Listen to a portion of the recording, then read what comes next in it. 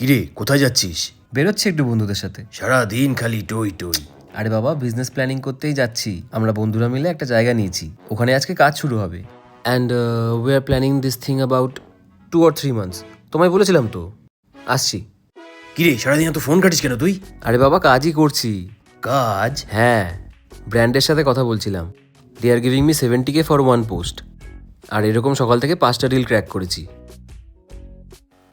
এই আমি বাজারে যাচ্ছি, চল আমার সাথে বাজার করতে যাবি।